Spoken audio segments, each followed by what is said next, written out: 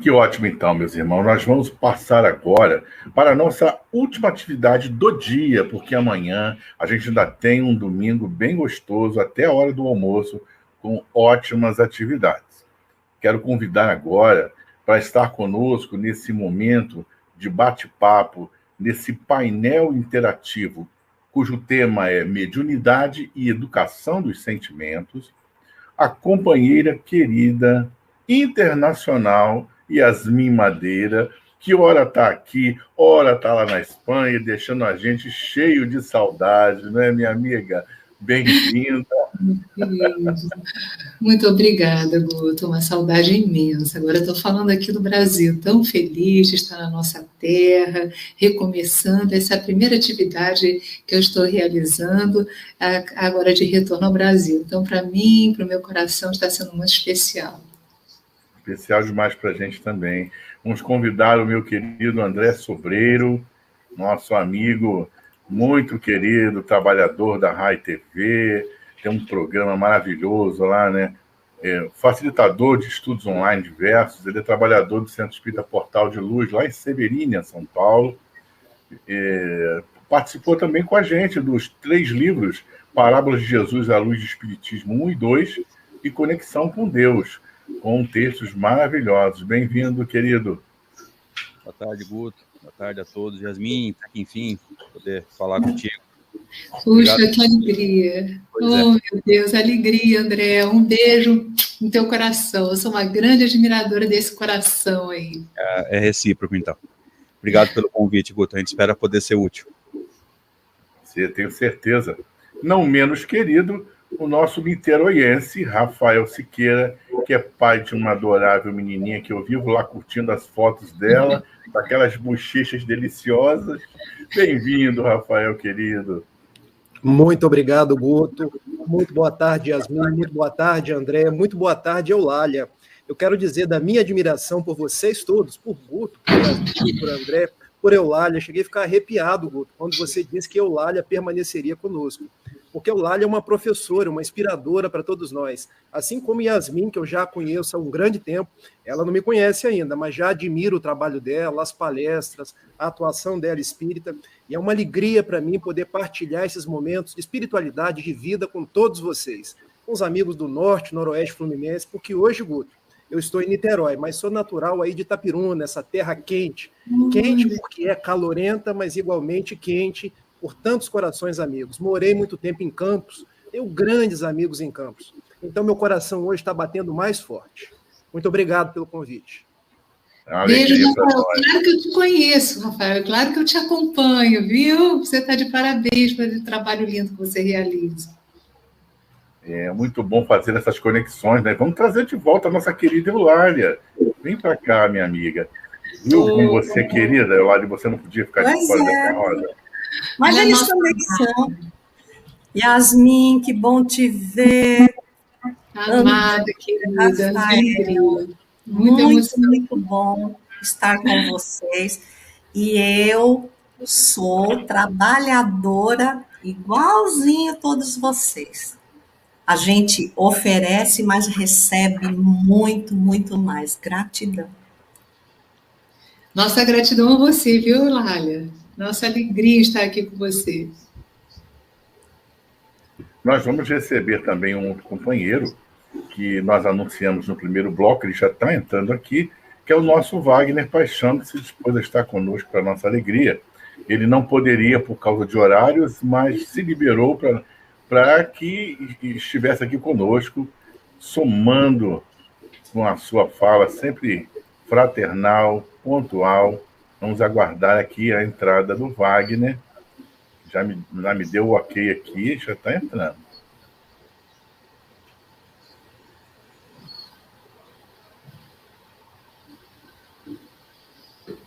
Você acha legal a gente fazer uma evocação, Guto?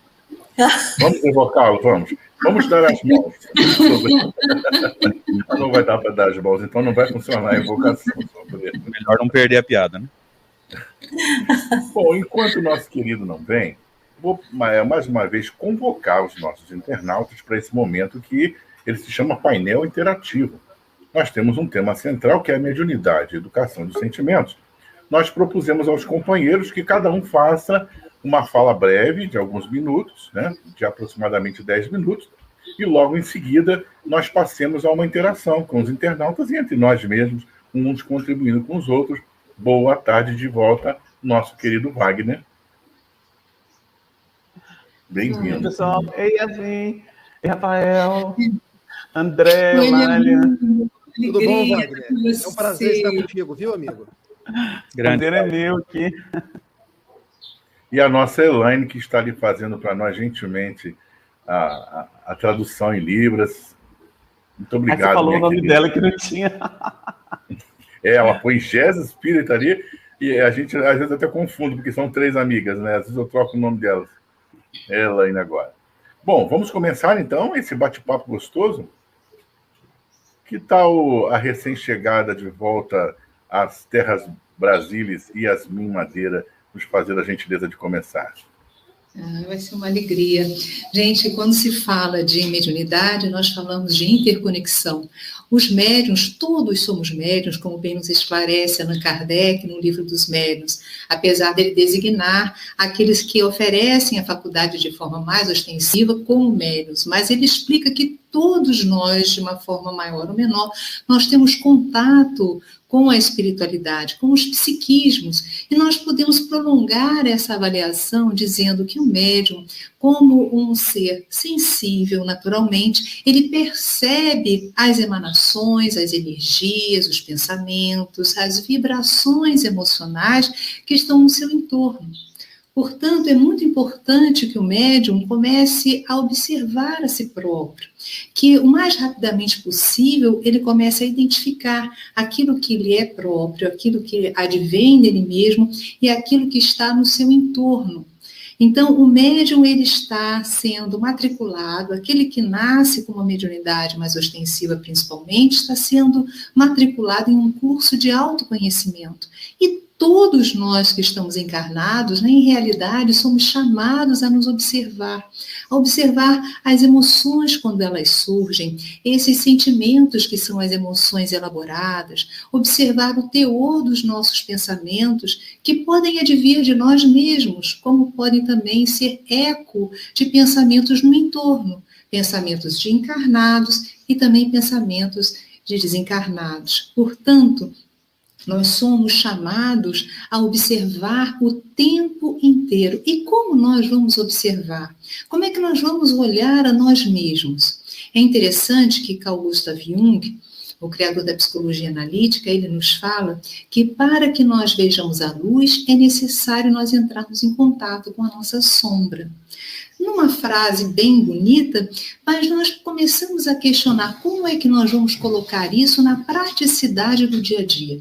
Isso é que é importante. Como é que nós vamos atuar observando a nossa sombra?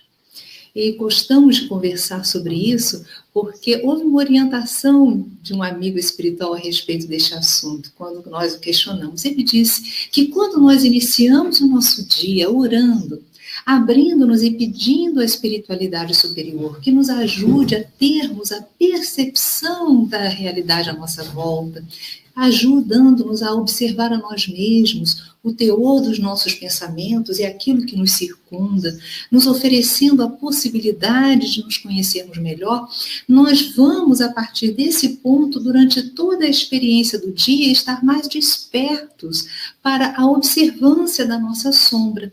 E o que é a nossa sombra? A nossa sombra é aquela atitude que vem de inesperado, aquele primeiro pensamento, aquele impulso que nós precisamos observar para disciplinar. Então, nós podemos, diante de um desafio que surge na hora do café da manhã, ou quando nós chegamos no trabalho, ou até mesmo na rua, observar qual o nosso impulso. Às vezes nos advém algo que nos chateia e nos dá vontade de darmos uma resposta mais malcriada, ou de sermos mais violentos em alguma atitude, e aí nós podemos observar que essa é a sombra, muitas vezes advinda de modelos disfuncionais do passado. Muitas vezes, essas experiências que tivemos, e modelos e padrões comportamentais que nós abraçamos começam a agir. E nós acabamos sendo, muitas vezes, médiuns do nosso passado. Olha que interessante. Então, nós precisamos observar as nossas atitudes presentes. O médium, ele é convidado a fazer isso o tempo inteiro, porque muitas vezes ele acaba levando para a prática induções hipnóticas de entidades que estão no derredor. Então, nós vamos, ao longo do dia, exercitando a nossa mediunidade, a nossa disciplina, o nosso autodomínio em termos emotivos, observando aqueles impulsos e dizendo muitas vezes, olha, pode até ser que no passado essa atitude fosse funcional, mas hoje em dia não tem mais nada a ver com o propósito e o alinhamento da minha existência, com os postulados do Cristo que eu desejo abraçar.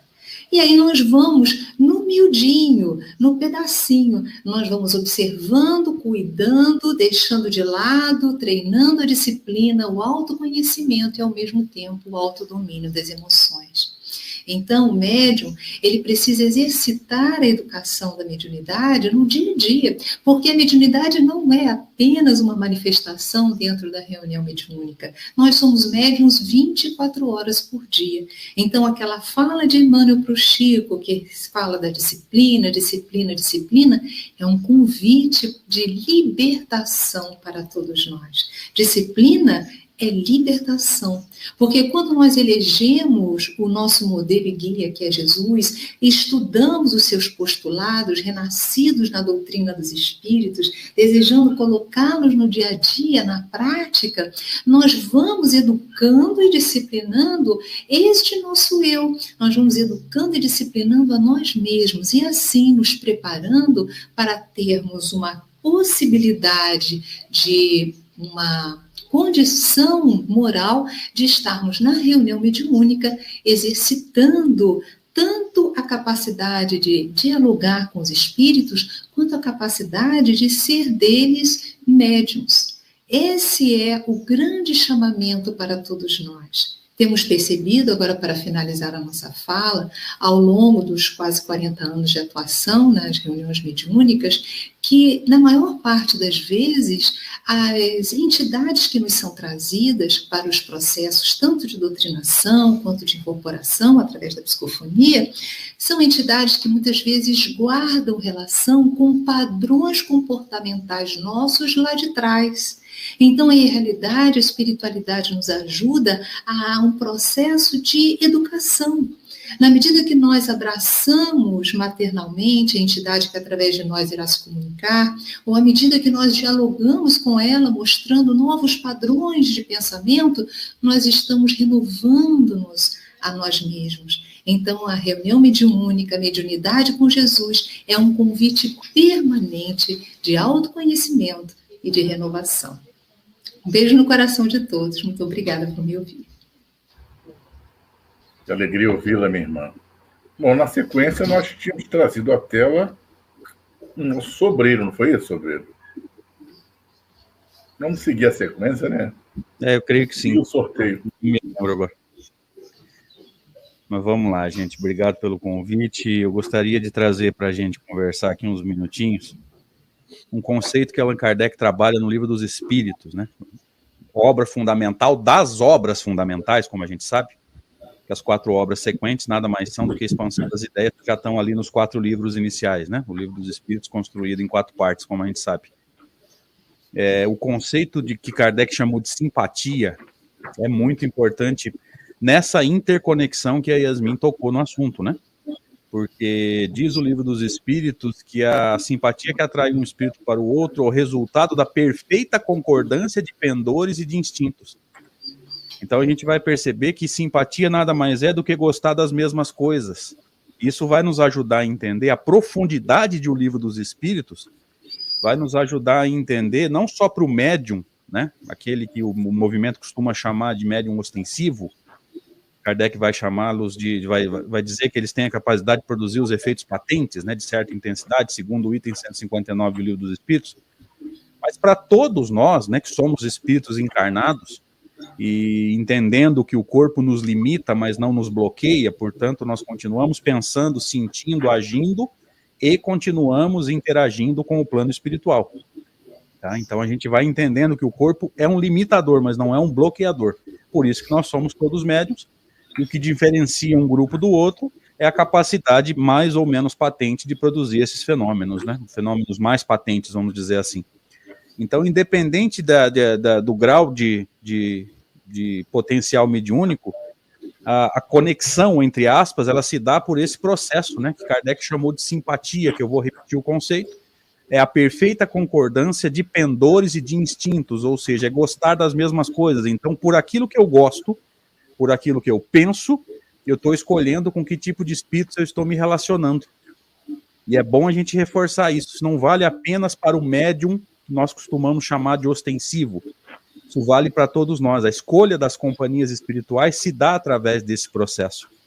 Então, isso que Kardec chama de transformação moral, no livro, no Evangelho segundo o Espiritismo, no capítulo 17, salvo engano, item 4, quando ele vai falar que o verdadeiro espírita seria reconhecido pela sua transformação moral e pelos esforços que emprega para domar as suas más inclinações, é importante para essa quebra de simpatia com os espíritos menos evoluídos, com aqueles nossos irmãos que ainda gostam dos seus vícios, que ainda gostam das suas imperfeições, e que muitas vezes vêm nos tentar, né? E aí a gente vai entender o conceito de mundo de expiação e provas. Moralmente, nós somos testados o tempo todo, e vamos entendendo que a gente é testado naquilo que a gente traz em nós ainda como imperfeição. Porque se nós estudarmos o capítulo do Livro dos Espíritos chamado Intervenção dos Espíritos no Mundo Corpóreo, que eu acho um capítulo extraordinário, porque é esse capítulo que vai dar abertura para todo o estudo da mediunidade. Kardec vai começar os subtítulos de uma forma interessante. O primeiro subtítulo ele vai falar sobre a penetração dos espíritos no nosso pensamento, para depois ele falar sobre a influência. E aí eu ficava pensando durante muitos anos, gente, por que falou primeiro em penetração dos espíritos no pensamento para depois falar de influência?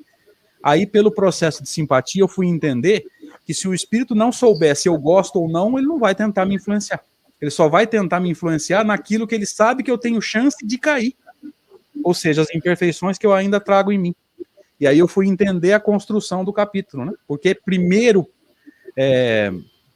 penetração dos espíritos no pensamento para depois falar de influência, por causa desse processo, né? Primeiro ele me investiga, ele sabe se eu tenho chance de cair ou não, para depois tentar. E eu costumo dar um exemplo, Guto e amigos, sobre o tabagismo, né? Se você não gosta do cigarro nem do cheiro, nenhum espírito vai tentar te influenciar, porque você não gosta, a tua chance de cair é zero.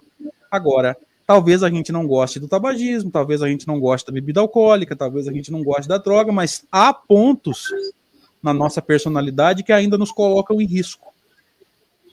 E é nesses pontos que a gente vai ser atacado, né? Então, o estudo desse capítulo do Livro dos Espíritos é muito importante. E nesse momento em que nós falamos sobre pontos onde a gente ainda pode ser atacado, eu reforço a fala da Yasmin com relação ao autoconhecimento, né?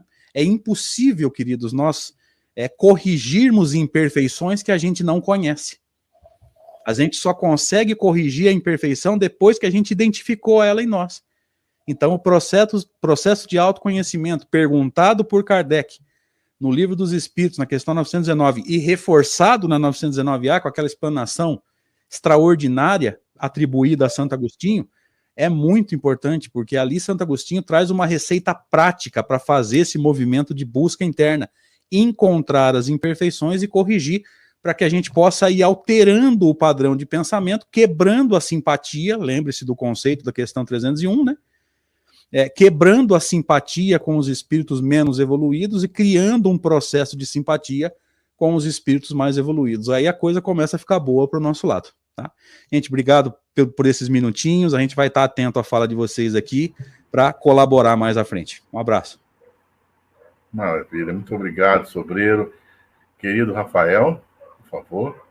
Bom, vou cumprimentar a todos mais uma vez, dizer da minha alegria de partilhar essa tela com a Eulália, com o Wagner, com você, Sobreiro, com o Guto, com a Yasmin, e vou falar bem pouquinho para dar tempo de ouvir a Eulália mais um pouco e também o nosso amigo Wagner Paixão. O Guto já disse que eu sou de Niterói, da Sociedade Espírita Fraternidade, a casa fundada pelo amigo José Raul Teixeira. E eu me recordo, quando ali pelos 22, 23 anos, iniciei os trabalhos da educação da minha mediunidade, tendo a oportunidade de fazê-lo com o amigo José Raul Teixeira. E foram dias muito difíceis, foram dias de perturbações obsessivas, e quantas não foram as conversas com o amigo em que eu levava os meus dramas, as minhas dificuldades, e perguntava: Raul, você pode me ajudar? Você pode me dar esse segredo da educação mediúnica? E ele dizia para mim: meu filho, o segredo está no livro dos médiuns, o segredo está na literatura espírita, nas obras de Emmanuel, nas obras de André Luiz. Então, estude, meu filho, trabalhe no bem. Agora eu vou te dizer uma coisa para você nunca esquecer. O que você é na sua vida particular, você será enquanto médium. Então, se observe sempre, porque os sentimentos que você tem enquanto ser humano, você vai carreá-los para a sua mediunidade. Você não é um médium apenas na reunião mediúnica, você é um médium 24 horas. Então, a transformação do ser humano Rafael será a modificação do médium que você quer educar. E eu guardo sempre essas palavras de Raul porque foram um norte para mim. Porque eu comecei a me dar conta que se eu era impaciente na minha vida particular, eu seria um médium impaciente, afobado, aquele que queria dominar as situações e às vezes atrapalhando na própria comunicação dos espíritos. Se eu fosse um médium egoísta nos meus dias do cotidiano, um médium orgulhoso, tudo isso estaria perturbando a minha mediunidade. Então Raul sempre colocou: modifique o ser humano e você será um médium melhor. E para que a gente possa, aqueles que estão nos escutando aí pelas mais redes sociais, ter uma visão disso, eu quero trazer uma história bem breve desse livro aqui, Jesus no Lar do Benfeitor Néio Lúcio.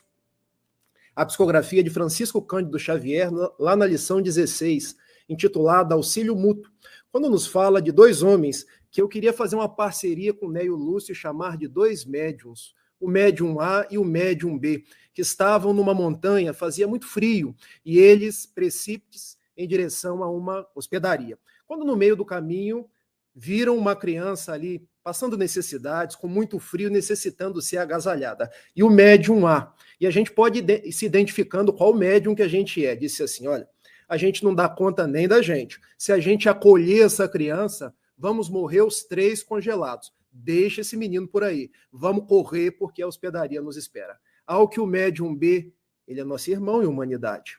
Não importa o que vai acontecer conosco, é nosso dever com Jesus. Eu me lembro das palavras de Eulália: amar a Deus, amar ao próximo como a nós mesmos. Nós temos que agasalhar essa criança.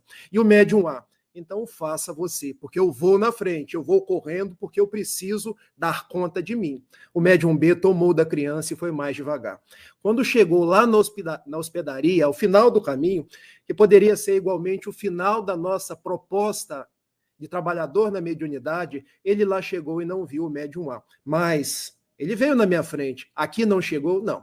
Não chegou ninguém além de você. Ele dormiu aquela noite e no dia seguinte voltou pelo caminho. Quando encontrou o amigo, ansioso, apressado e egoísta, porque só pensou nele morto numa quadra do caminho. Enquanto ele, que agasalhou a criança, que trabalhou no bem, mas que sobretudo trabalhou os seus sentimentos, vencendo o seu egoísmo, ele chegou no final da vida, encontrou a paz, encontrou a consciência tranquila. E Jesus fala aos seus discípulos, porque é uma história de Néio Lúcio falando de Jesus aos seus discípulos: o auxílio mútuo é o nosso compromisso enquanto viajores do universo. E a mensagem que eu quero deixar para todos aqueles que nos ouvem é: mediunidade é um compromisso nosso em modificar os nossos sentimentos, nos tornarmos pessoas de bem para trabalhar na caridade, trabalhar no auxílio uns dos outros. Então, como nos disse inicialmente a Yasmin, nós precisamos visitar a nossa sombra, conhecer as nossas manchas para ir transformando. E a melhor forma de transformar é nos exercitar todo dia, seja na reunião mediúnica, seja fora da reunião mediúnica, porque hoje grande parte das pessoas querem ser os médiuns ostensivos da reunião mediúnica, o médium da psicografia, o médium da psicofonia, mas todos nós somos médiuns. Capítulo 14 do Livro dos Médiuns. E eu sempre me recordo de Raul Teixeira falando nas suas belas palestras sobre a mediunidade: se eu não sou aquele que posso dar a voz aos espíritos, eu posso ser a voz para uma pessoa que sofre. Se eu não sou aquele que possa emprestar a minha mão para que um benfeitor possa escrever, eu posso emprestar a minha mão para um caído no caminho. Se eu não sou aquele que posso dar os meus fluidos, o meu ectoplasma, para uma reunião de materialização, eu posso dar da minha vida para que a humanidade seja mais pacífica, mais harmoniosa. Então, relembrando Raul e também Chico Xavier, trabalhar a mediunidade é trabalhar o ser humano. Porque, como nos dizia igualmente Madre Teresa de Calcutá, ser médium é ser um lápis na mão de Deus. Deus é que escreve, mas precisa de instrumentos hábeis e apontados para que a obra se dê a mais transparente, a mais cristalina. São essas as nossas considerações iniciais e agora vamos para o nosso bate-papo. Eulália, querida, obrigado, Rafael, foi ótimo. Rápido e pontual, né? Detalhes importantíssimos. Eulália, está contigo. Queria cumprimentar o Wagner, que ele não tinha chegado. Aliás, ele tem o dom de desaparecer diante de nós. Vocês viram isso? Vocês perceberam isso? Olha lá.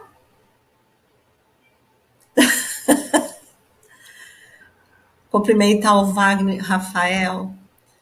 Você me trouxe, me ampliou ainda mais a saudade que eu tenho de Raul.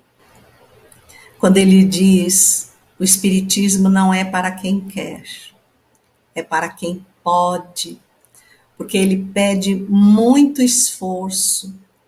Ele também, já lhe disse inúmeras vezes, junto com o Divaldo, suas dedicações, as renúncias que fizeram à própria vida foram os grandes condutores da minha mediunidade. Então, tudo que eu sou hoje, mediunicamente falando, eu devo a Raul, né, e a Divaldo, a Ivone e a Sueli Caldachuba. Foram os nossos nortes. Então, quando ele chegar aí, que eu sei que ele está em São Paulo, você o abraça. Como eu falei da reunião mediúnica, eu fui buscar no capítulo 29 do Livro dos Médiuns, Reuniões e Sociedades Espíritas, no item 331, uma reunião é um ser coletivo, cujas qualidades e propriedades são a resultante das de seus membros, formando uma espécie de feixe. Nós estamos aqui numa reunião mediúnica, porque desde que a influência dos espíritos sobre nós é ininterrupta, neste momento nós também estamos sendo influenciados e influenciamos. Portanto, já que o nosso objetivo é o de levar a mensagem espírita, levar a clareza da doutrina, renovar ânimos e esperanças, nós nos permitimos tocar pelos benfeitores espirituais, e se um de nós estivesse desconectado disso, os seus objetivos não seriam atingidos, o que dá mais beleza ainda ao nosso congresso. Porque se a reunião é um ser coletivo, eu estou muito bem, exceto o meu fígado, eu não estou bem. Exceto o meu joelho, exceto o que for, se um de nós desparear, nós não vamos atingir o clímax do objetivo ao qual nos propusemos. E nós, inclusive, abordamos no livro Ecos do Passado, Dinâmica de uma Reunião Mediúnica, partindo efetivamente de uma dinâmica que fizemos de grupo, o quanto o pensamento influencia numa reunião mediúnica. Então, eu posso estar aqui, mas o meu pensamento está preso a condições simples do meu dia a dia. Eu estou preocupada se eu fechei a casa, se eu deixei o ferro ligado, se eu acionei o alarme do carro. Isso faz com que haja uma interrupção na harmonia. E, por incrível que pareça, influencia inclusive no que os espíritos estariam dizendo. E na prática, nós reunimos experiências muito, muito excepcionais. Por que eu me foquei nisso? Porque onde nós estivermos reunidos, no nosso grupo familiar, se os nossos pensamentos não estiverem afins, se nós não tivermos a ideia de que somos um ser coletivo, nós podemos adoecer a nossa família.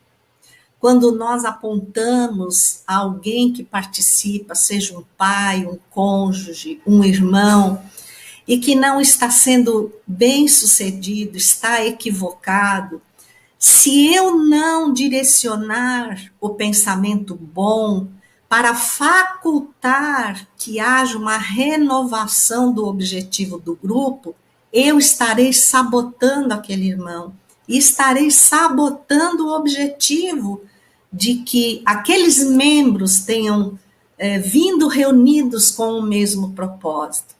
Isso para nos dizer que nenhum de nós, por mais pequeno que se considere, deixa de ser de suma importância onde quer que se encontre. Então você que está aí às vezes numa família difícil, ou que está vivendo um momento difícil no relacionamento profissional, de amizades, onde quer que seja, lembre de que nós viemos para florescer onde estamos plantados. E quando não acreditamos nisso, nós podemos recolher do livro que tem o título Floresça Onde Está Plantado, a experiência de um cacto no deserto de Fênix, que floresce apenas uma vez por ano, por 6 horas, da meia-noite às 6 da manhã, e que atrai insetos num raio de 5 quilômetros. O seu perfume irradia naquele ambiente árido, onde, perante todas as adversidades, a flor não desistiu de contribuir da sua melhor forma. E graças a esse perfume, a essa atração, os insetos polinizam, a flor se multiplica, o perfume espalha. Então, não seja você o que deita lama a um solo que você considera ressequido. Seja você uma flor que, contra todos os obstáculos, mesmo assim se confia ao eterno jardineiro da humanidade e floresce. E deixa que o perfume vá. E deixa que aqueles que precisem desse perfume se aproximem de você. Mesmo que eles só levem, que nada tenham a oferecer, você fez exatamente o melhor na imensa reunião mediúnica sob o comando de Jesus. Você floresceu onde ele te plantou. E por conta disso, levou o seu perfume aos corações que estavam abrigados na desesperança e na desistência. Gratidão e paz. Obrigado, Eulália. Os sorrisos nas nossas faces demonstram o quanto a sua fala nos fez bem. E vamos prosseguir com essa energia boa, ouvindo nosso querido Wagner mais um pouco.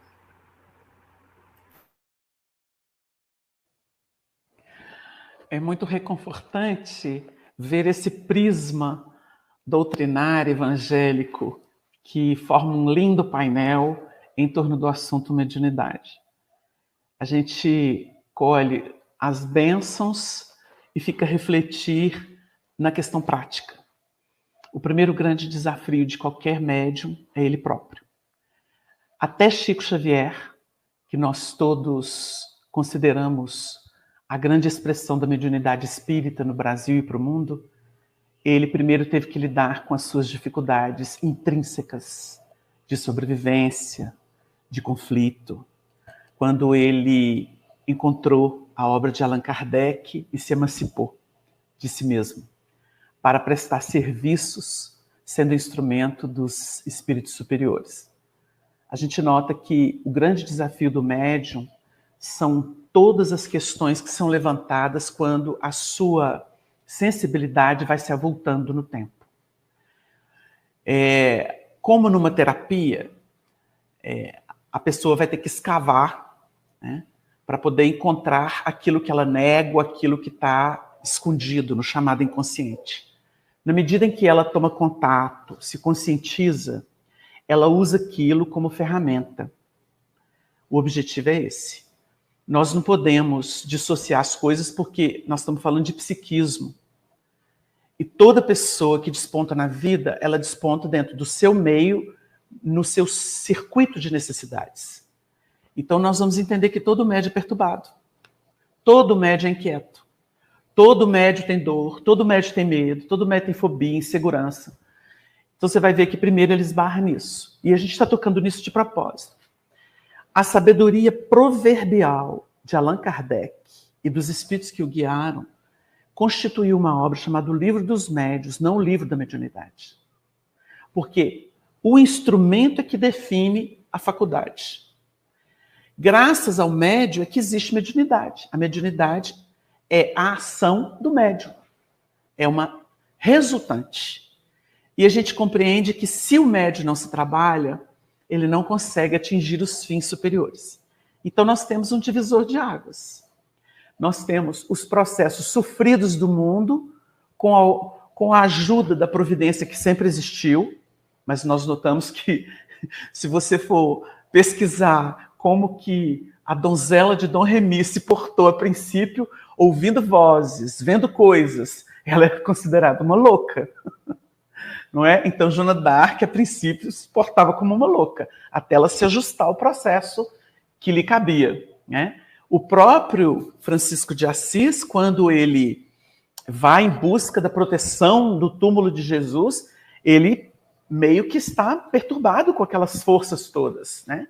E interpreta até de forma bem restrita aquilo que o Senhor esperava dele. Reconstrói a minha igreja. Ele vai lá reconstruir a igrejinha de São Damião. Vai pôr pedra sobre pedra. Então, o médium, primeiro ele vai viver isso. E só o sensitivo que passou pelas agruras que passou sabe o que significa encontrar a doutrina espírita com seu acervo. E os companheiros que já estão na vanguarda do conhecimento, como a própria Eulália salientou aí, que ela é fruto de companheiros que já estavam palmilhando o caminho e ajudaram. Quem é que não precisa de arrimo? Quem é que não precisa de esclarecimento, de apoio? Então a gente nota que, de modo universal, definitivo, científico, filosófico e moral, o Espiritismo chega ao mundo para dar cidadania ao médium e as possibilidades que ele carrega intrinsecamente. Como numa terapia, o médium que conhece a doutrina espírita, que andava obsidiado, atormentado, irrequieto, sem dormir, sem tomar banho, eu conheci de tudo isso. Na prática espírita eu vi de tudo isso. A gente conhece pessoas, por exemplo, tinha um rapaz que não dormia 2 anos e meio, não tomava banho, cabelo desgrenhado, porque tinha medo de desdobrar, que ele via coisas que ele não queria. Então ele foi enrolando, ele cochilava, mas não dormia. Então, assim, era um mendigo. Depois ele se tornou um médium consciente, contra a doutrina espírita. A gente vê de tudo nesse meio. Então, quando nós entendemos que o médium encontra a doutrina espírita, ele vai passar pela consciência ao projeto, que é o projeto do autoconhecimento, sublimar. A doutrina espírita sublima as potências, porque ela oferece um caminho redentor, um caminho de regeneração. Por isso que a gente fala que existe mediunismo e mediunidade. A mediunidade foi um termo cunhado pelo senhor Allan Kardec, o nosso codificador. A gente não usava esse termo antes. Então ele deu dignidade a essa faculdade do ser humano, ou seja, ao médium. Então, o médium, quando encontra a doutrina espírita, encontra a moral evangélica rediviva nas equações espíritas, ele sublima suas potências. Porque todos nós temos essas pulsões estranhas, herdadas de passado, da nossa trajetória, com recalques, com essas sombras, com fobias, com inseguranças. E o médium primeiro vai se ver no seu labirinto. Todo médium primeiro se vê no seu labirinto. Aí ele vai compreendendo a grandeza da vida, porque antes de estudar qualquer técnica mediúnica, o elemento vai entender que a vida tem uma ordem e que ela segue. Na vida física, ela é um circuito ou um trecho de um grande circuito que tem anterioridade e que tem posterioridade. Então ela começa a se situar. Então ela começa a ter uma percepção de que existe passado e por isso ela traz induções, tendências, até inatas, e ela vai perceber por que ela tem fragilidades e dificuldades e por que a mediunidade ou o fenômeno que acontece com ela de sensibilização passa muito por este ou por este caminho e que significa insegurança e pavor para ela. Aí ela vai começando a se situar. Então, quando ela se situa, ela percebe que existe um convite, porque a mediunidade espírita, ela se pauta por um convite, não por uma indicação fechada, ditatorial. Então, é um convite. Então, ela vem e ela fala assim, olha, então eu vou devagarinho me exercitando, me acostumando com isso, conhecendo mais, estudando mais, trocando ideias com as pessoas, dialogando, estando sob a tutela de alguém que eu confio, que pode ser um dirigente, né? E aí vai. Então a gente nota que há um mecanismo de sublimação. A doutrina espírita, com seu acervo de informações, de experimentações somadas no tempo e de moral, a mais sublime que já veio na nossa terra, ela convida a pessoa a sublimar suas potências. Então o médium se emancipa de si próprio. Então ele deixa de achar que é dele, que ele está doente, que ele é perturbado, que ele é louco, que ele tem alguma psicopatia. E ele começa... Mas é uma caminhada. Não se improvisa nada. É uma equação. Então a gente vê que é um degradê. Ele vai se educando, se harmonizando, não é? Então, nós todos estamos nesse acervo de vida abundante, que o Espiritismo descortinou até cientificamente, porque o Espiritismo é moldura Jesus para os novos tempos, racionais, lúcidos, lógicos. Então, nós temos um Jesus que não é mais o taumaturgo, que é aquele Deus mágico das religiões, ainda muito apegadas à matéria. Jesus é um ser que fez a sua evolução. E ele nos facilita a decodificação dos nossos processos. Então a gente vê a beleza de tudo isso e com essas ideias a gente gostaria de deixar o seguinte recado. No caminho espírita, que é um caminho científico-filosófico, nós conseguimos sublimar tudo aquilo que representa indício de mediunidade ou de possibilidade de prestar serviço. Então, ao invés de ficar preso aos labirintos do medo, do pavor e da negação, a gente passa a positivar isso. E nós prestamos serviço para nós, ajudando os outros. E a gente se ilumina. Em síntese, a gente vê que é isso, né? Mas muita gratidão a todos vocês por esse compartilhamento, que é uma mesa rica, onde Jesus coloca o pão. Uma mesa muito rica, nós estamos com alguns milhares de companheiros acompanhando. Só no pool aqui da nossa rádio Espírita Esperança são 1.357 pessoas, mais 455 no canal. Isso no nosso pool, nós estamos falando de 30 canais, né, que estão aí, dentre eles a TV Sérgio, FEB TV, RAI TV e muitos outros canais que estão nessa parceria fraternal divulgando esse momento tão bacana que a gente está vivendo aqui.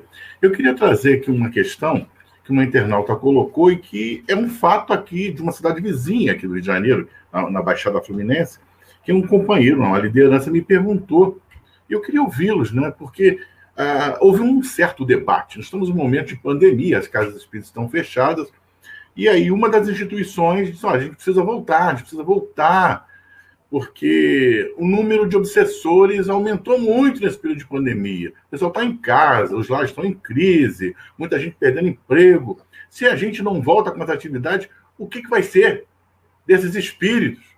Os trabalhos devem ser redobrados e não estagnados. Aí eu queria ouvir de vocês, e aí eu não vou chamar ninguém para falar, vou deixar o microfone aí aberto para quem desejar começar.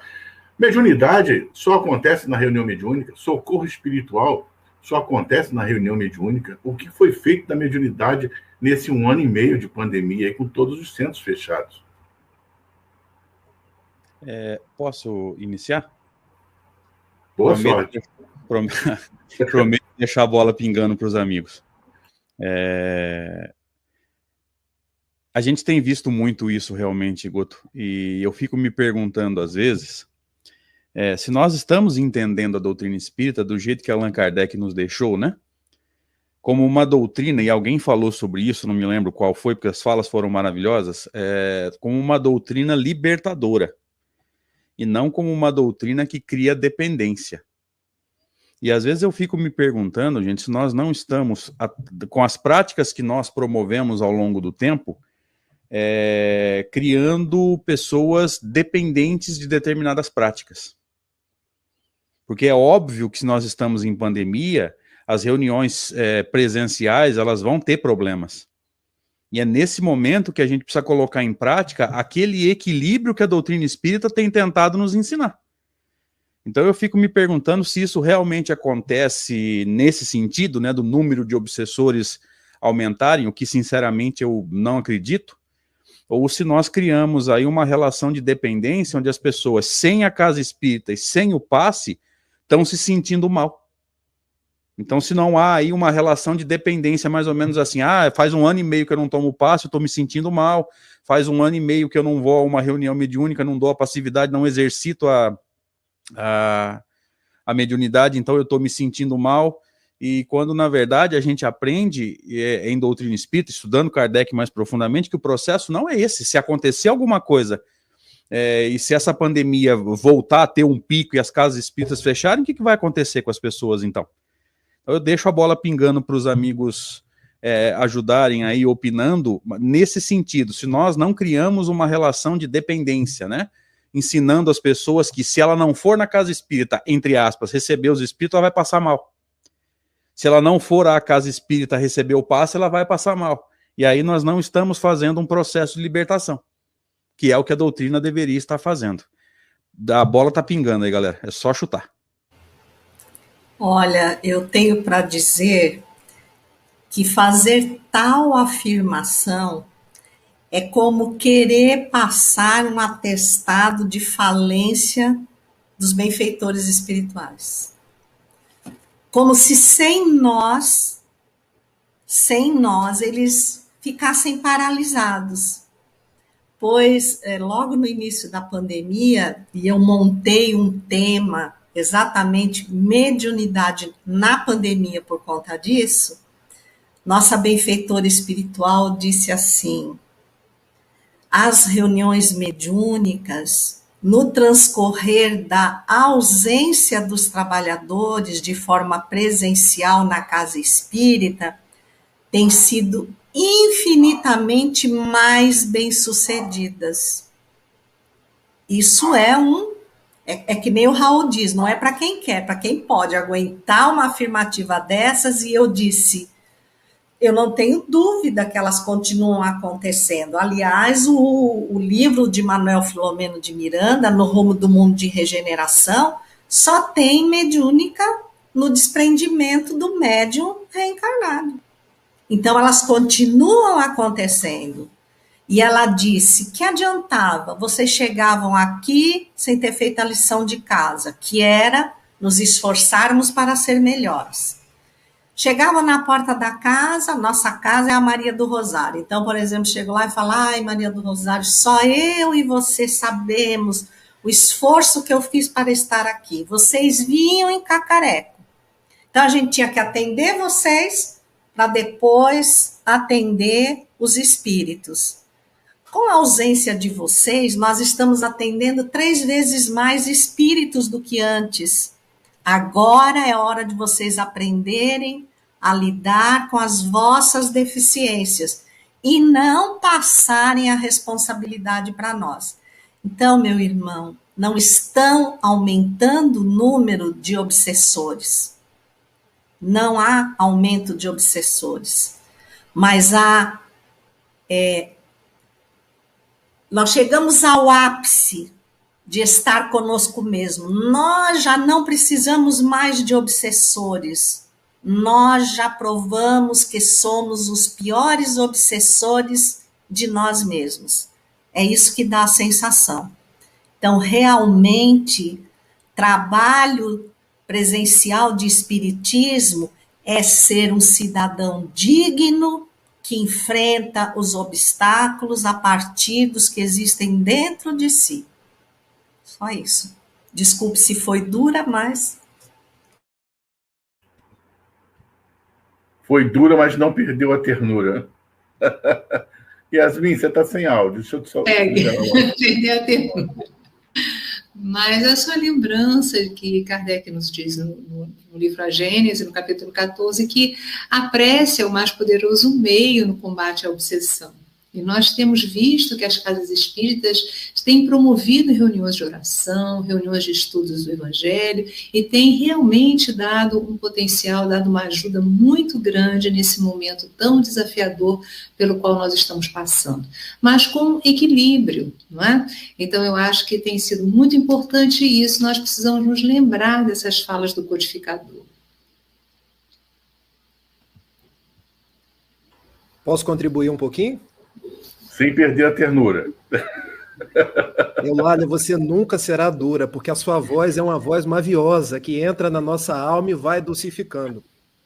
Eu aprendi muito com Raul, aquele sim tinha uma voz mais assertiva, porque colocava aqueles olhos que parecem 2 esmeraldas, que parece que ia nos descortinando por dentro e falava sim, sim, falava não, não. E como eu aprendi com Raul? Como foram ricos os seus exemplos e me ensinaram nessa trajetória da mediunidade.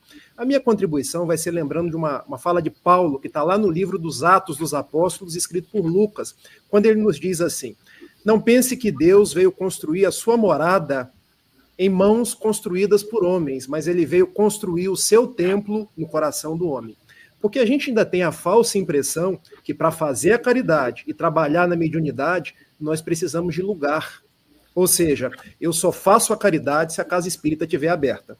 Eu só sou médium se eu tiver uma reunião espírita para trabalhar. Mas, gente, nós podemos fazer a nossa caridade e sermos médiums onde quer que nós nos encontremos. Será que a gente não pode ser o médium daquele pai que está doente dentro de casa? Não é que a gente vai dar passividade dentro de casa, não é essa a proposta. Mas nós temos os invisíveis dentro do nosso lar. Nós temos aquelas pessoas difíceis que a gente não tolera, mas a gente está agora dentro de casa para fazer esse exercício de ser o médium que vai se aproximar e buscar um exercício de perdão, de compaixão, de aproximação. Será que a gente não pode e deve aprender a fazer a caridade sob novos prismas, ressignificando os nossos conceitos que estão muito vinculados a lugar? Bom, eu só exerço a minha religião se eu tiver uma igreja, se eu tiver um templo, se eu tiver uma casa espírita. Eu acho que a mensagem, Eulália, Yasmin, Wagner, me corrijam se eu estiver errado, que veio para nós é: onde você estiver, Jesus e os benfeitores estarão contigo. Então, floresça dentro do seu lar. Floresça ainda que de máscara. Floresça ainda que a sua voz chegue aos corações aflitos pelo telefone, pelas vias das redes sociais. Vocês acham que a Eulália não está exercitando a mediunidade dela aqui agora?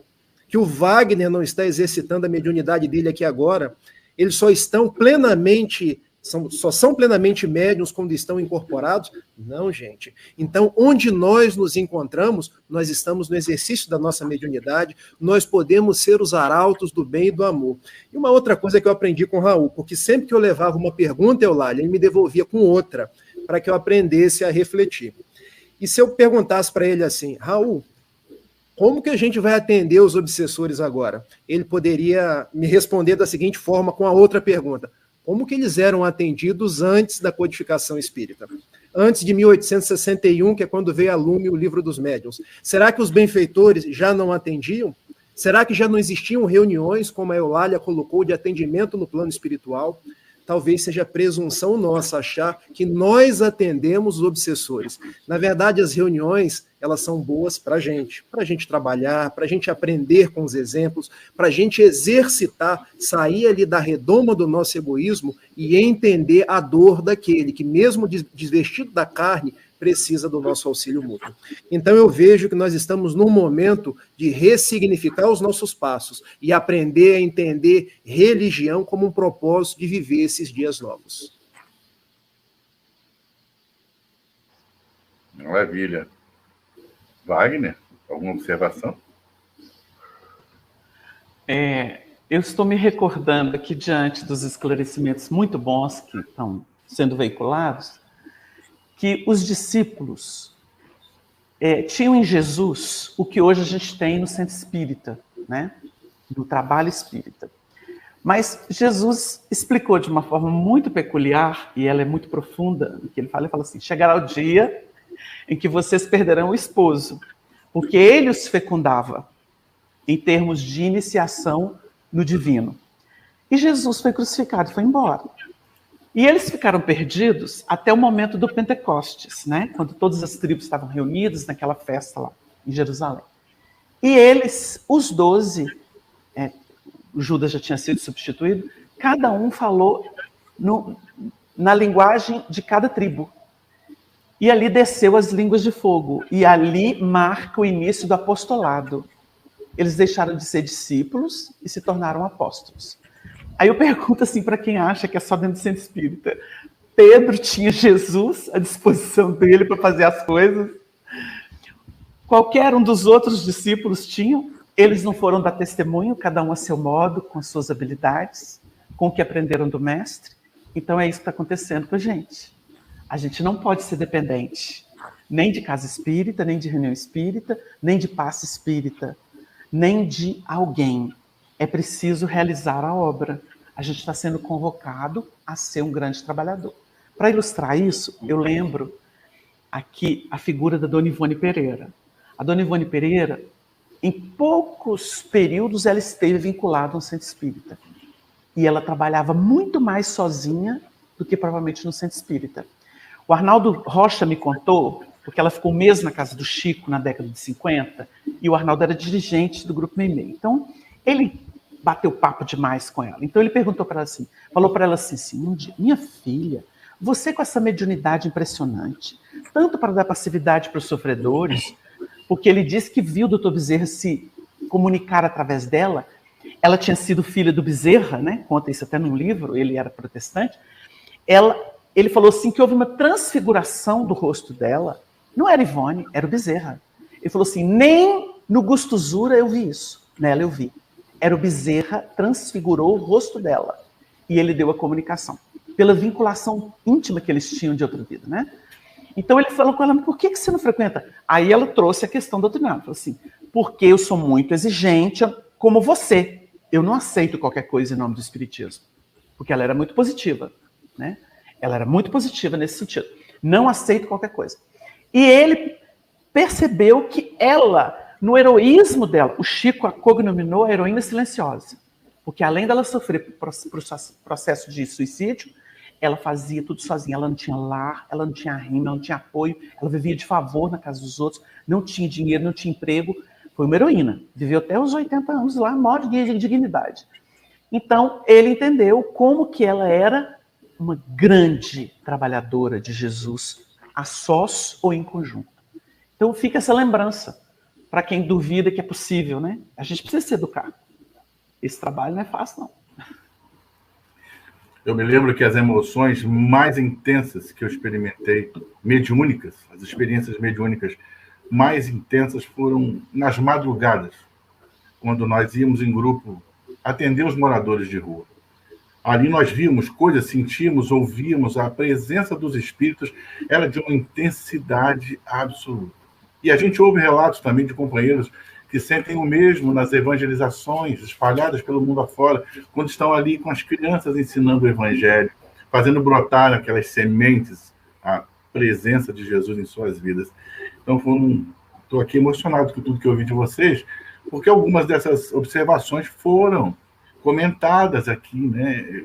Essas lições que vocês nos trouxeram, que sirva de lição para todos nós que estamos agora pensando como fazer. Wagner lembrou da Dona Ivone.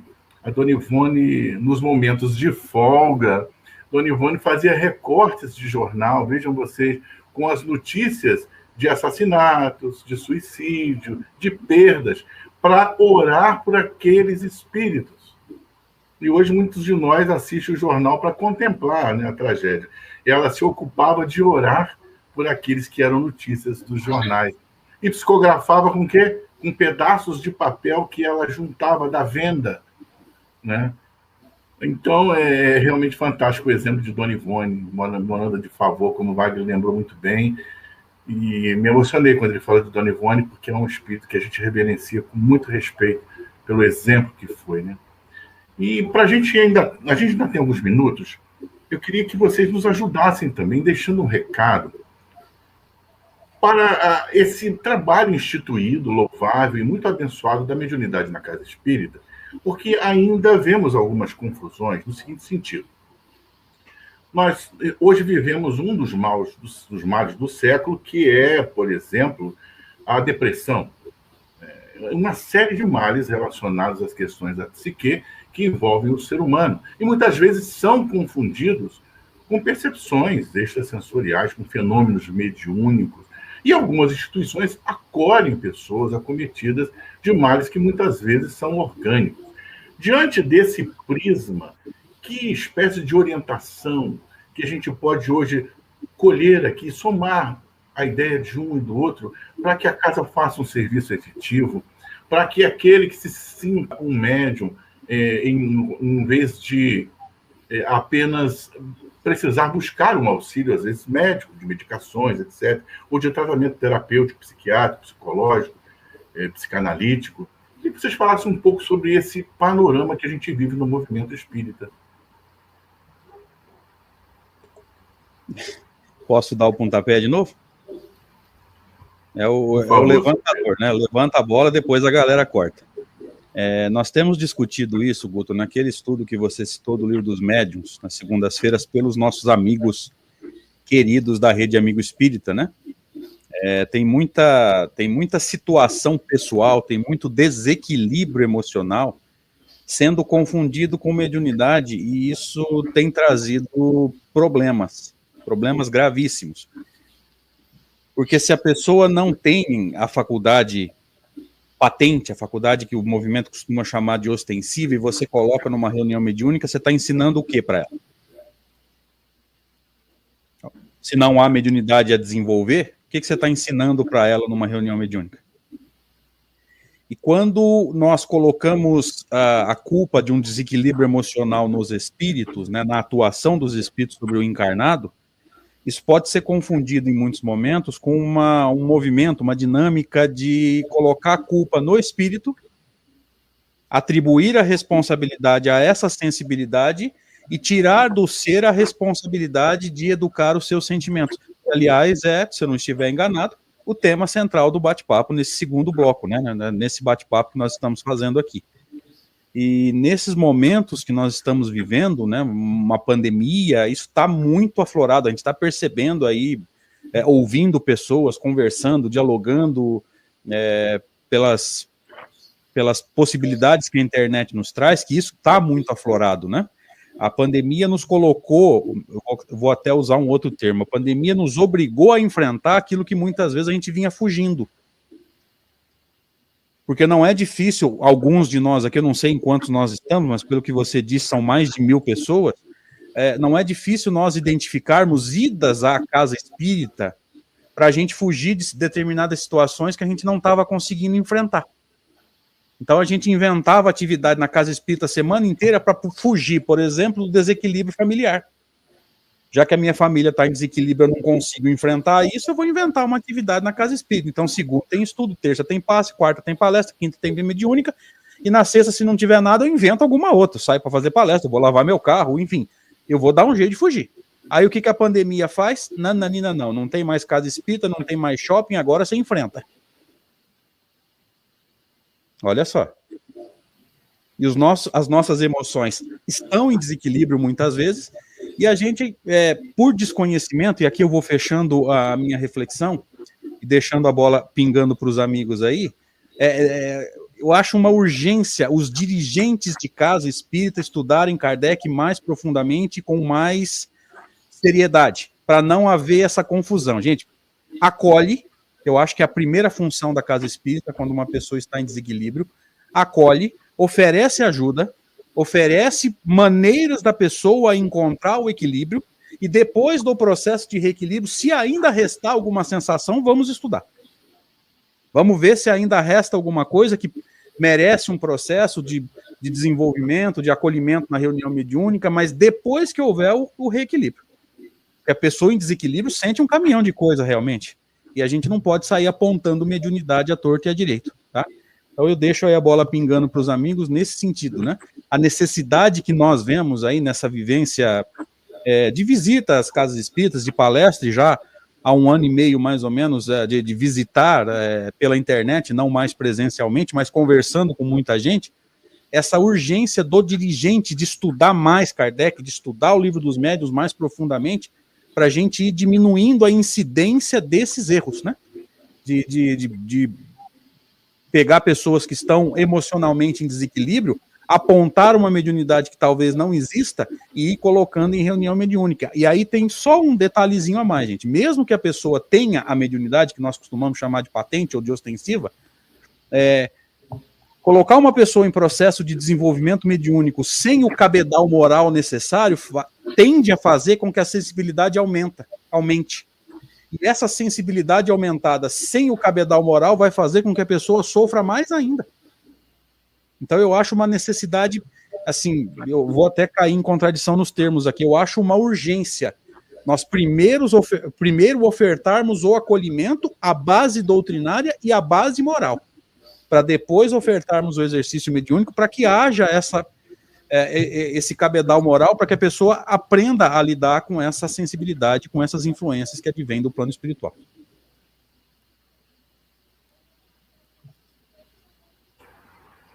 Quem é a próxima vítima? Ou quem é o próximo a falar? Olha, para falar a verdade, ninguém pode atestar a mediunidade sem a constância do fenômeno, do exercício, só através do exercício. Porque nós temos transtornos mentais, como temos infiltrações que geram um aspecto de mediunidade que não é. Então, não importa como a pessoa chegue à nossa casa, eu fui buscar aqui de novo, olha, o Emmanuel pergunta 387 do Consolador, qual é a maior necessidade do médium? Evangelizar-se, antes de se entregar às grandes tarefas doutrinárias.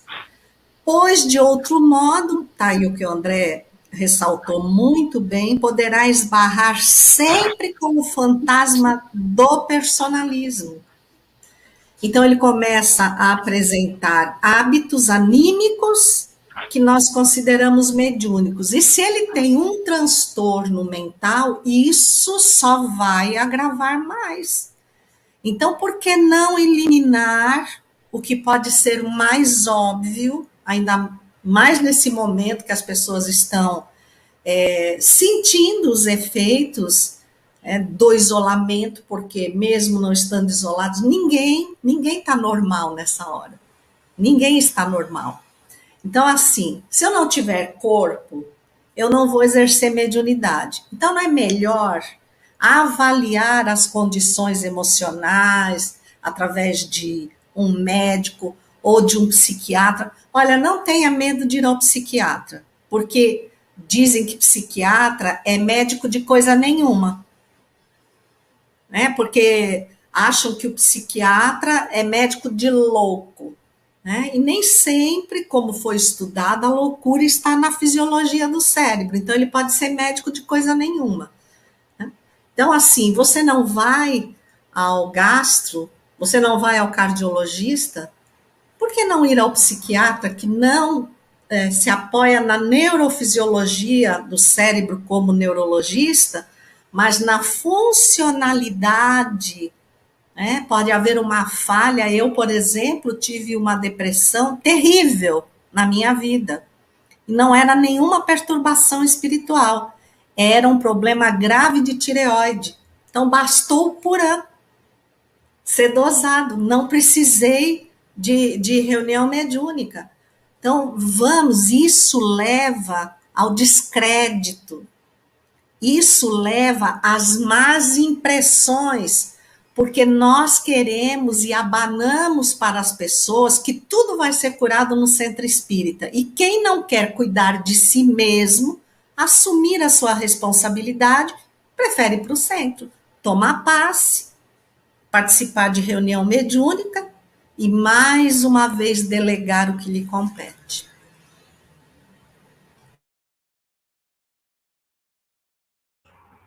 Muito bacana você dar o seu exemplo, pessoal, nesse momento, né? Porque isso deixa a gente bem à vontade, porque, como diz o Caetano Veloso, de perto ninguém é muito normal, né? Então é isso aí, essa divisão de águas é muito importante acontecer. É mediunidade? Não é mediunidade? Precisa de atendimento fraterno? Precisa de atendimento médico? Precisa de psiquiatra? Precisa tomar um chazinho? Há de ter uma análise, né, uma anamnese cuidadosa aí para não colocar todo mundo que viu uma sombra na reunião mediúnica. Mais alguma observação, companheiros? Eu vou trazer algum... Quer falar, Yasmin, por favor? Então vamos lá. Eu sou um apaixonado por Dona Joana de Ângeles, por Manuel Filomeno de Miranda, tanto, Guto, que eu comecei uma faculdade de psicologia já depois dos 40, porque eu tenho visto que é uma bênção de Deus quando ele nos manda os psicólogos, nos manda os psiquiatras, propicia que a gente tenha os remédios psiquiátricos para tomar conta da nossa saúde. Porque a gente vive um boom de doenças do nosso psiquismo. Sabemos das angústias, das depressões, dos transtornos os mais variados. E aqueles, eu não vou aqui rotular, quando nós começamos no espiritismo, nós tendemos a achar que tudo é de natureza espiritual. Tudo se resolve na casa espírita, mas não é verdade. Quando a gente abre o Evangelho, abre as obras de Joana de Ângeles, abre as obras de André Luiz, a gente se dá conta que os nossos problemas, eles têm natureza dúplice. Tem os problemas que são eminentemente fisiológicos, tem os problemas que são de natureza espiritual, e na grande parte das vezes eles são dúplices, porque a gente tem um ou outro, mas eles são intercorrentes. Porque, na verdade, durante todo o tempo nós estamos rodeados por uma multidão de espíritos. Então, qual é a proposta? Cuidar do nosso corpo. Cuidar da nossa mente, cuidar dos nossos pensamentos, dos nossos sentimentos. Como já disse a Eulália, nós temos um psicólogo, é para ir. Nós temos um psiquiatra, é para visitar. O remédio é para a gente tomar. Porque grande parte dos transtornos hoje, ele decorre de uma deficiência dos nossos neurotransmissores. Então não adianta eu ir para uma casa espírita desenvolver mediunidade, porque eu não vou desenvolver aquilo que eu não tenho e vou ficar até mais doente, porque eu não tratei a doença e vou desenvolver aquilo que eu não tenho. Então eu vou sair da casa espírita perturbado e ainda vou, me perdoe o termo, avacalhar aquilo que é nobre. Porque quando a gente abre o capítulo 26 do Evangelho segundo o Espiritismo, a mediunidade é uma coisa santa, nos diz Kardec, e deve ser entendida e exercitada santamente. Mas antes a gente tem que dividir, separar o que é do nosso corpo. E nós temos os mais variados transtornos. Não é, gente, nenhum problema a gente visitar um médico. Preconceito está quando a gente acha que vai ficar louco quando precisa ir no médico, quando precisa ir no psiquiatra. E eu me recordo, Eulália, que eu vendia livro do Raul. Onde Raul ia, eu estava lá com a meia dúzia de livros para vender, porque eram livros cuja renda revertiam para o Remanso Fraterno. E uma vez uma pessoa, no encalço dele, disse assim: Raul, eu não aguento mais. Eu devo estar com a minha mediunidade tão patente que eu não durmo, eu vejo vultos. O que o benfeitor Camilo diz para mim? E Raul virou para trás e respondeu: vá ao psiquiatra. Mas é isso, Raul, é isso que o benfeitor está dizendo? Vá ao psiquiatra, meu amigo, porque antes da capacidade de ser medianeiro dos espíritos, nós temos que cuidar do nosso instrumento. E o seu instrumento hoje precisa de cuidados. E eu entendi que aquilo era uma verdadeira proposta para nós, que temos os recursos no mundo e devemos nos valer também dos recursos espirituais, mas a mediunidade é no momento que eu estiver equilibrado. sereno para o exercício dessa coisa santa. Seriam essas minhas contribuições. Maravilha. Yasmin? Guto, eu faço minhas as palavras do André, com tanta lucidez ele nos trouxe, a Eulália, o Rafael. Nós não temos na Casa Espírita a função de retirar companheiros do atendimento médico, do atendimento terapêutico, e principalmente não podemos impedir as pessoas, devemos orientá-las para procurar, sim. E a questão de colocá-las na reunião mediúnica sem o preparo realmente é uma vigilância muito grande.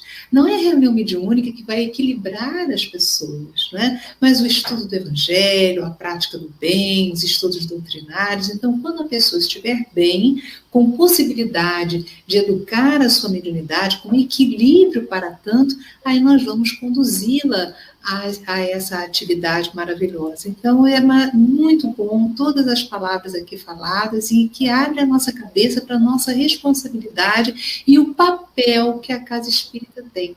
Muito cuidado nos nossos atendimentos fraternos, né? Já vi situações que me deixaram bastante preocupada, né? O atendente fraterno, a pessoa que acolhe os companheiros que estão chegando, precisa de um preparo e uma orientação frequentes, né? E, acima de tudo, jamais falar, olha, não precisa mais ir ao médico, não. Venha para cá, vamos tomar um passe, como acreditando que isso poderá ajudar a pessoa. Não, isso depõe contra os procedimentos espíritas e esse não é um procedimento abraçado pelo movimento espírita. Ou ainda atestar, né, categoricamente, isso é mediunidade. Alguns companheiros, inadvertidamente, até costumam aconselhar, você precisa vir mais 20 vezes ao centro. Eu estou visualizando 35 obsessores com você. Quer dizer, tem umas coisas que são disparates que a gente não lê em nenhum local da codificação e das obras subsidiárias, né? São invencionices. E, embora dureza no falar, é a realidade de algumas instituições que, como o Sobreiro lembrou bem, todos vocês, não têm estudado Kardec devidamente. Precisam estudar todos os dias, né, Yasmin? Você ia complementar, né? É isso aí, exatamente. É isso mesmo. Wagner? Eu fiquei observando assim, o contorno que os companheiros fizeram com muita assertividade, e são vários os problemas, né, que a gente enfrenta na prática espírita, no movimento. E a gente ficou aqui refletindo o quanto que todos nós, no afã de querer ser melhor, trabalhar, a gente às vezes exacerba, ultrapassa e entra para o campo da imaginação. A gente nota isso, às vezes a gente é duro na análise de posturas doutrinárias, seja de instituição de pessoas, mas a gente nota que cada um carrega os seus problemas, os seus distúrbios, que esbarram nisso, né? Eu também, depois de quantos anos de doutrina, fui fazer psicanálise, aí fui analisado, estou analisando os outros, e assim, é uma grande descoberta, porque a ciência caminha com a religião, ou o sentido religioso, né? É muito importante. Aí a gente entende a grandeza do trabalho de Allan Kardec. Ele foi cirúrgico para definir cada assunto, cada princípio, cada tema. E não podia ser diferente. Nascia uma ciência nova, que engloba todas as ciências, e a gente não pode renegar isso. Então a gente percebe que existe vamos dizer assim, uma sutileza entre o negar a mediunidade e exacerbar que é mediunidade. Existe aí o caminho do meio, porque eu conheço médiuns de grande potencial que foram renegados e combatidos muito tempo por dirigentes frios que não consideravam esse aspecto da doutrina e que deixaram-nos assim atormentados, sem escoamento daquilo que era a sua sensibilidade ou a educação daquilo que seria a sua potência mediúnica. Então, se existem os casos de distúrbio, de imaginação, de processos internos, existem os efeitos mediúnicos reais e que a gente precisa ajudar a pessoa a transpor isso. Mas, quando a Eulália citou o Emmanuel aí, que ele fala que o primeiro compromisso do médium é evangelizar-se, Quando o Emmanuel trouxe isso, vai muito interpretação daquilo que Jesus falou. Ama teu próximo como a ti mesmo. Você tem que aprender a se amar. Você se ama quando você se cuida, quando você se define, quando você tem consciência sobre você. Isso é se amar. Então, quando ele fala do Evangelho, o Evangelho, ele traz ilustração, porque o Evangelho é dinâmico, é vida. Então, não é uma teoria filosófica. Evangelho é vida, é reação do indivíduo com Jesus, de Jesus diante da mulher, do homem, do pedinte. Então, você vai ver que a pessoa encontra ali em símbolos, representação do que ela não consegue expressar. E ela se identifica. E como o Evangelho sublima tudo, está sempre à frente, ela encontra a solução. Porque ela consegue, então, falar assim, é isso. E ela, então, cede e se torna consciente do processo. A evangelização, que seria a harmonização da pessoa na tarefa espírita, não é nem o tecnicismo, né? Porque às vezes você fala assim, tem que estudar Kardec. A pessoa fala assim, eu tenho que ser doutor nisso. Não é simples para quem está começando.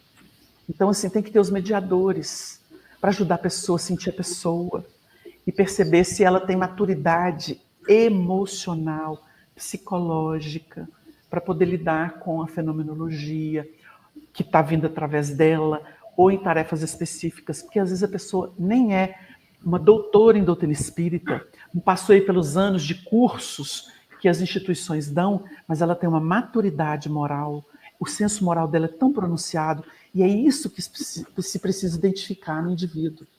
A gente precisa perceber se a pessoa está madura, se ela tem amor naquilo, ela tem aquele ardor de poder se realizar naquilo, ou não. Isso é um ponto muito importante, para não ficar só no tecnicismo. Então, assim, a doutrina é o piso, o Evangelho é a aplicação desse conhecimento. A pessoa se harmonizando com isso, naturalmente ela consegue amar o seu próximo, porque ela aprende a desentranhar-se de si mesma e a alongar-se em favor do outro. Mas realmente é uma ciência que não é brincadeira, não é não, Eulália? Wagner, muito obrigado por me resgatar do limbo. Eu quero dizer que eu tenho um compromisso daqui a 10 minutos. Eu tinha avisado o Gutenberg, eu vou ter que sair. E eu não queria sair de mansinho, queria... e aí alguém foi lá no Wagner e... Gratidão a todos. Jesus abençoe a todos vocês. Infinita paz. Obrigado, minha amiga. Deus te abençoe, tá? Foi ótimo. Assim seja. Tchau. Até mais. Tchau. Até a próxima. Meus amigos, nós estamos realmente chegando ao final desse encontro maravilhoso, esse nosso sábado do Congresso, e estou regiamente pago, feliz aqui, a minha alma está transbordando de alegria, porque vocês foram maravilhosos, tantos ensinamentos, tantas emoções aqui, tantos resgates de lembranças, de estudos e de coisas que a gente viveu na mediunidade e vive, né? Tenho certeza que todos os internautas também estão muito felizes. E, para que vocês tenham conhecimento, nós estamos só na Rádio Web Esperança, Rádio Web Espírito Esperança, que é o nosso público, 2.121 ouvintes, com internautas do Japão, Alemanha, Portugal, Austrália, Rússia, Suíça, Estados Unidos, etc. Nos canais de streaming, que a gente está multiplicando, que são 30 canais, mais 2 canais no Instagram, nós temos mais 6.000 pessoas acompanhando o evento. Graças a esse carinho de vocês, essa ternura no falar, e com tanta sabedoria por terem estudado e se dedicado tanto. A nossa gratidão, em nome do DEAC, muito obrigado por estarem conosco. Nós pedimos a nossa Yasmin para fazer conosco a prece de encerramento. Eu vou trazer para cá minha amiga Luciana. Luciana, está entre nós? Está aqui, minha companheira, está aqui partilhando comigo a apresentação dos trabalhos. Né? Algum recadinho, Lu? Boa noite, né? Falar que eu também fico assim, muito contente com a roda, aprendi muito, adotei muito. E vou guardar aí os ensinamentos, né? Para que a gente possa cada vez mais ter compromisso com o trabalho, né, Guto? Então, nós gostaríamos de lembrar aos companheiros que amanhã nós iniciaremos às 8h30, né? E teremos uma manhã muito interessante, com roda de conversas, com a conferência final, né? Teremos Geraldo Campetti conosco amanhã, teremos Jacobson Trovão, teremos o Éden Lemos, né? Diversos companheiros que estarão conosco amanhã, André Luiz Peixinho. Então, aguardamos, né, os companheiros para que possam estar conosco, participando desse momento final do Congresso, já um pouco triste, mas compreendendo que essa é a dinâmica, né, da vida e do aprendizado. A gente vai assimilando conhecimento e tem que colocar em prática, né? Então, um beijo para todos e até amanhã, se Deus quiser. Maravilha. Teremos uma abertura com o nosso querido João Vitor, que estará cantando, trazendo o evangelho musical para nós bem cedo. Yasmin, querida, Sobreiro, Rafael, Wagner e Eulália, que a gente deixaram. Mais uma vez, muito obrigado. Que Jesus abençoe vocês. Foi uma tarde maravilhosa na companhia de vocês todos. E a palavra a gente passa para Yasmin, para nossa prece de encerramento. Logo depois da Yasmin, ainda teremos alguns minutos com música. Tá? Para quem desejar ficar conosco, vai ser muito bom. Vamos então, amigos queridos, reunir os nossos corações. Como nos falou o nosso querido Guto, quantas mentes e corações reunidos neste momento. Quantas vezes na história da humanidade nós tivemos a oportunidade de orarmos juntos, de reunirmos corações espalhados pelo mundo inteiro. Falou-nos o Cristo e poderíamos usar esta frase, finalizando tantos ensinamentos desse congresso de luz. Vigiai e orai. Vigiai a expansão da consciência, nos percebermos os demais e entrarmos em contato com o nosso Pai querido. Vem, traz a tua alma, minha irmã querida, meu irmão querido. E vamos entrelaçar as nossas emoções neste desejo de nos integrarmos à fonte criadora da vida, à inteligência suprema, à causa inicial de tudo que existe, nos sentindo como raios de luz que brotam da mente divina. Nós agradecemos, Deus, Pai, que sois igualmente a nossa mãezinha adorada. Nós te agradecemos esta sagrada oportunidade de estarmos reunidos a tantos corações espalhados pelo mundo. Nós te agradecemos, Senhor, e ao mesmo tempo rogamos, aproveitando esta oportunidade grandiosa para as nossas almas, toca-nos, Senhor, ativa a nossa consciência, faz sair de nós as escamas que nos impedem de perceber-te a existência em nós, de perceber-te a solicitude em tudo que existe. Passamos por momentos graves em nosso processo evolutivo e no processo evolutivo do nosso planeta escola, que é a Terra. Nós te evocamos, Deus Pai. Unidos muito podemos, que sejamos nós neste momento verdadeiros medianeiros do teu amor.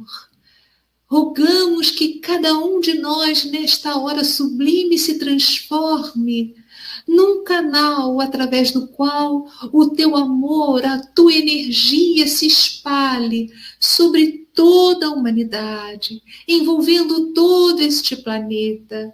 Visualizamos nesta hora a figura doce, e poderosa do Cristo, nosso modelo e guia, abraçando o nosso planeta, abençoando os irmãos que estejam sentindo dores físicas ou morais, iluminando os cientistas para que possam chegar à fonte da cura para as doenças que tanto têm maltratado os corpos humanos. Mas, acima de tudo, Deus Pai, nós rogamos para que as nossas consciências se dilatem, que a Tua luz abençoe cada espírito encarnado ou desencarnado que tem a sua atividade de desenvolvimento ligada aos processos do planeta Terra.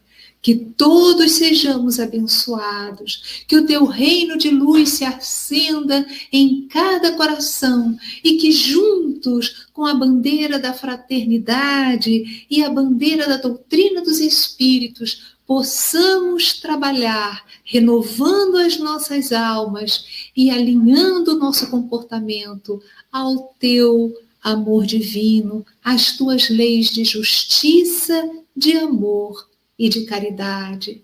Avante, irmãos queridos, avante, companheiros do Cristo, que sejamos um com o nosso Pai Celestial. Graças a Deus.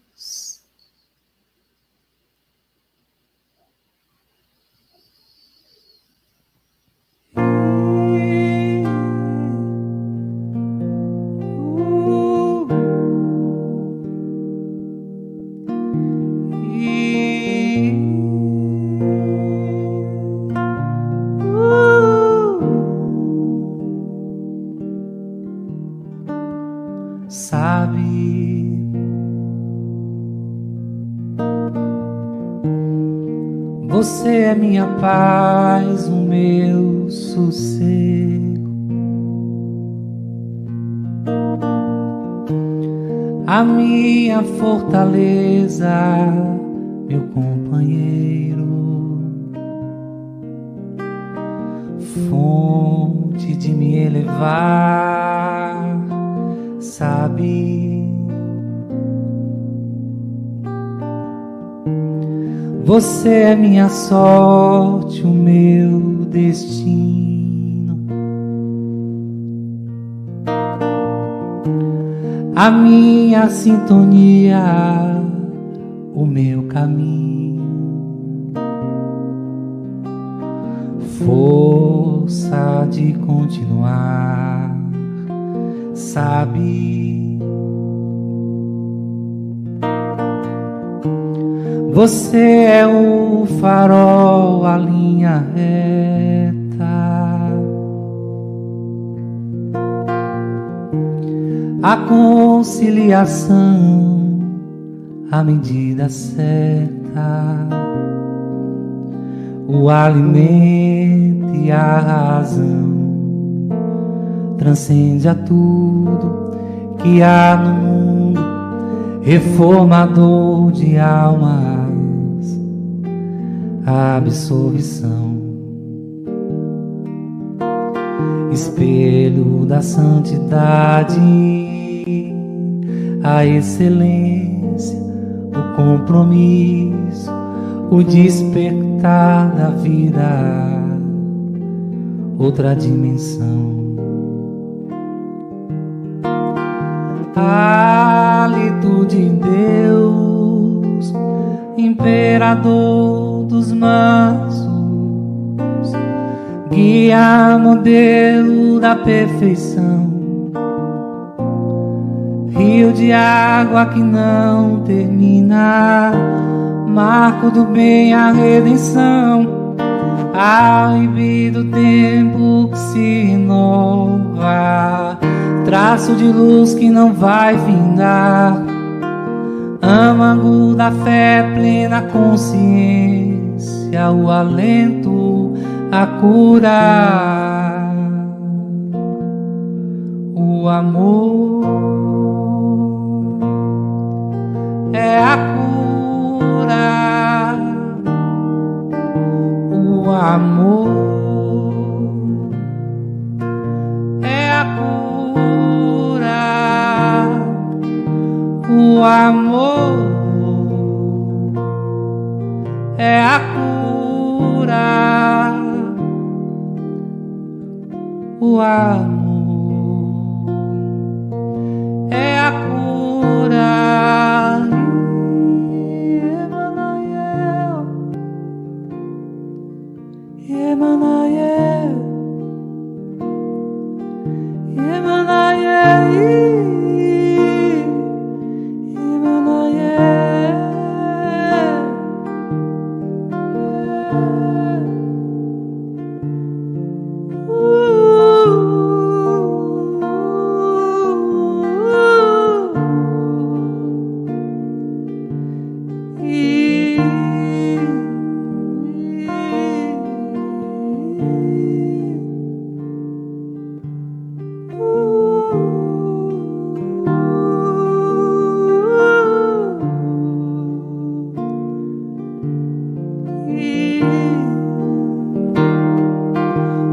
o amor é a cura. O amor é a cura. O amor é a cura.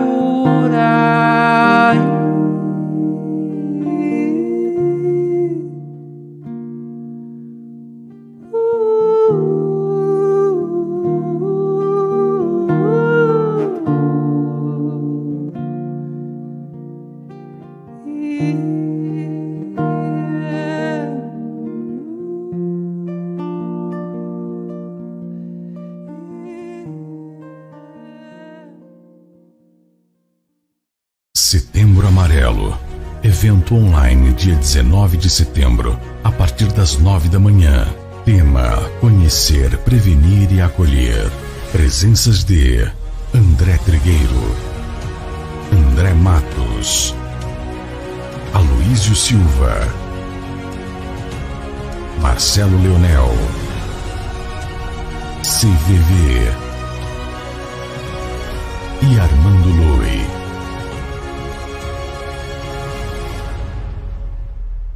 Transmissão ao vivo.